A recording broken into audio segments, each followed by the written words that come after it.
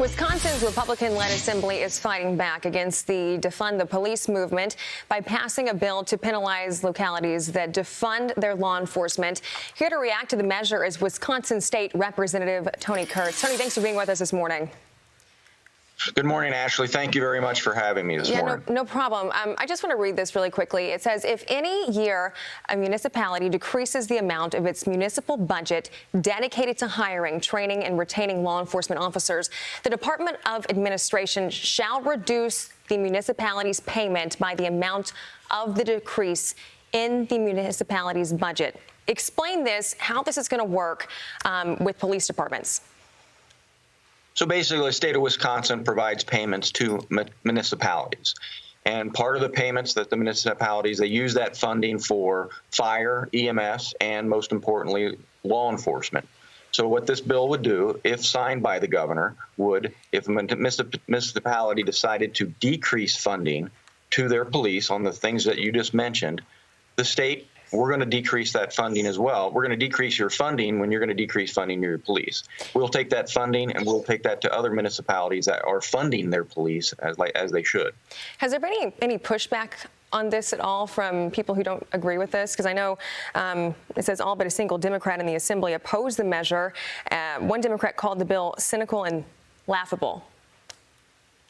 Yes, of course. This is along party lines. Unfortunately, my colleagues on the left, they keep this narrative of defunding the police, and somehow that's still going to make our community safe.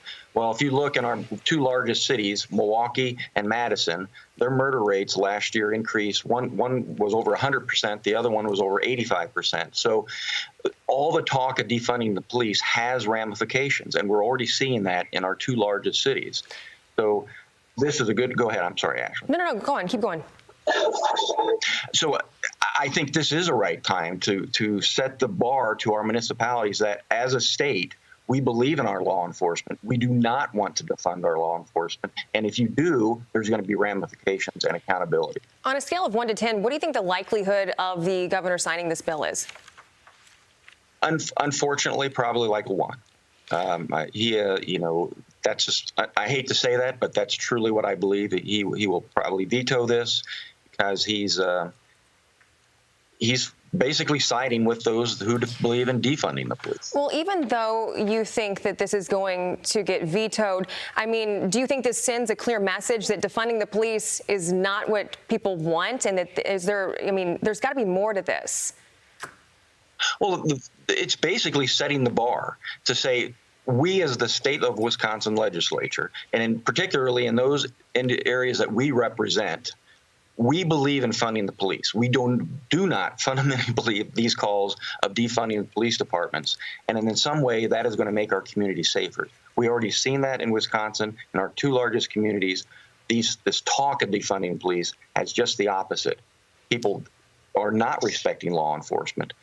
And it has ramifications in all our communities. Right, and it is tough for police out there, especially nowadays. Tony Kurtz, Wisconsin State Rep, thanks so much for your take on this morning. We appreciate it.